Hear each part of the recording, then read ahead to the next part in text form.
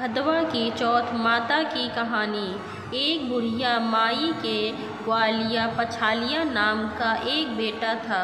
बुढ़िया माई अपने बेटे के लिए 12 महीने की चारों चौथ करती थी। बेटा लकड़ी लेकर आता था और दोनों माँ बेटा उनको बेचकर गुजारा करते थे।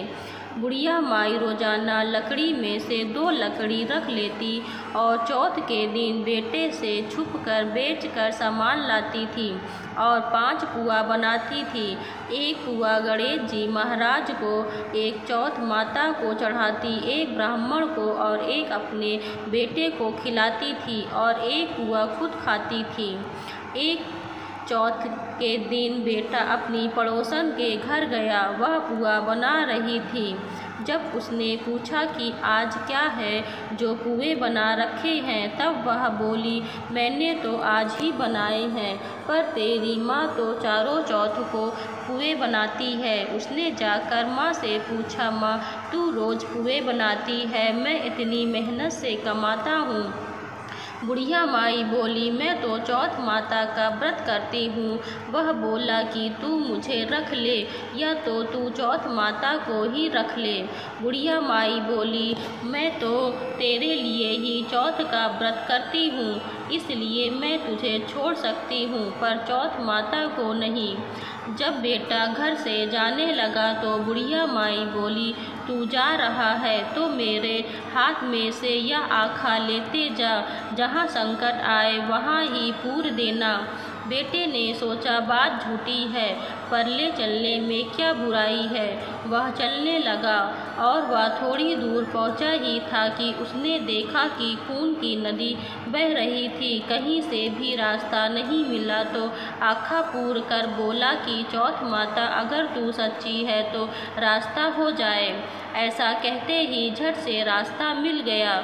आगे गया तो घनघोर अंधेरा उजाड़ फैला हुआ था। उसने मन में सोचा कि मुझे शेर भगेरे खा जाएंगे, इसलिए वह आखा पूर कर बोला, चौथ माता मुझे रास्ता मिल जाए।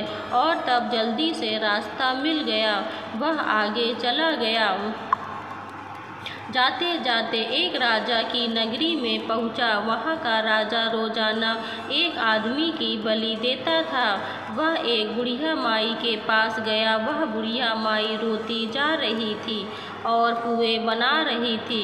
लड़के ने बुढ़िया माई से पूछा कि बुढ़िया माई क्यों रो रही हो, तो बुढ़िया माई ने जवाब दिया कि मेरे एक ही बेटा है, जिसकी कल राजा बलि देने वाला है, मैं उसी के लिए पुए बना रही हूँ। वह बोला, बुढ़िया माई अपने बेटे की जगह मुझे पुए खिला दे, मैं उसकी जगह बलि चढ़ने चला जाऊँगा। बुढ़िया माई ने कहा कि मैं दूसरे के पुत्र को कैसे भेज सकती हूँ, लेकिन वह नहीं माना तो बुढ़िया माई ने उसको पुए खिला दिए। अगले दिन जब राजा का संदेश आया तो बुढ़िया माई ने सोचा कि मैं कैसे दूसरे के बेटे को बलि चढ़ाने के लिए भेज सकती हूँ, मैं ऐसा नहीं कर सकती। लेकिन बाहर की आवाज़ सुनकर वह जाग गया और राजा के आदमियों के साथ चला गया। वहाँ मटके पकाने का हाव, जिसमें कुम्हार मटकों को पताता है, बना हुआ था, जो एक मनुष्य का भोग लेने के बाद ही उसमें हाव पकते थे। उन सब ने मिलकर उसको हाव में चुन दिया। वह आखा पूर कर हाव में बैठ गया। एक दिन में ही हाव पक गया और मिट्टी के घड़े सोने चांदी के बन गए। वहाँ एक जमादारनी झाड़ू लगा रही थी। तब झाड़ू से एक कंकड़ उछलकर उन बर्तनों से जा टकराया। तब जमादारनी ने राजा को जाकर बताया कि उसका हाव तो पक गया है। तब राजा ने सोचा कि हाव तो 8 दिन में पकता है, आज एक दिन में ही कैसे पक गया। तब जाकर देखा तो वहाँ पर तो मिट्टी के मटके की तरह हीरे मोती और सोने चांदी के कलश हो गए। अंदर से आवाज़ आई कि धीरे से उतारो, अंदर आदमी है। आवाज़ को सुनकर राजा के आदमी डर गए कि अंदर कौन सा भूत प्रेत आ गया। फिर वह बोला कि डरो मत, मैं तो सिर्फ एक आदमी हूँ जिसको तुमने अंदर चुना था। देखा तो अंदर हरे हरे ज्वारे उग रहे थे। राजा ने पूछा कि तू अंदर जीवित कैसे बच गया? तब उसने बताया कि मेरी माँ चौथ का व्रत करती है। जब मैं घर निकला था तो मेरी माँ ने मुझे आँखें दिए थे, मैं उन्हें को पूर कर बैठ गया और चौथ माता के कारण बच गया। तब राजा ने कहा कि मैं तेरे को एक घोड़े पर बैठाकर सकाल बांध देता हूँ। यदि वह संकल्प खुलकर मेरे बंध जाएगी तो मैं चौथ माता को सच्ची मान लूँगा। तब वह आँखें पूर कर बैठ गया और चौथ माता से कहने लगा, हे चौथ माता, अब तुम ही मेरी लाज बचाना। तब संकल्प खुलकर राजा के बंध गई।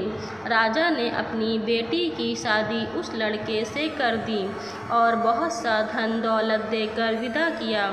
पड़ोसन बोली कि माई, तेरे बेटे बहू आए हैं। जब छत पर चढ़कर देखा तो सच में बैठे बहू आ रहे थे। हे चौथ माता, जैसे आपने बुढ़िया और उनके बेटे पर कृपा बनाई वैसे सभी पर कृपा बनाना। भदवा की चौथ माता की कहानी कहने वाले को, कहानी सुनने वाले को, हुंकारा भरने वाले को और पूरे परिवार पर अपनी कृपा बनाना। यह थी भदवा की चौथ माता की कहानी। हम आशा करते हैं कि आपको भदुड़ी चौथ माता की कहानी पसंद आई होगी। धन्यवाद। और अगर आपको कहानी पसंद आई हो तो वीडियो को लाइक और चैनल को सब्सक्राइब करें और अपने दोस्तों के साथ भी शेयर करें और कमेंट बॉक्स पर भदवा माता की जय लिखना ना भूलें। धन्यवाद।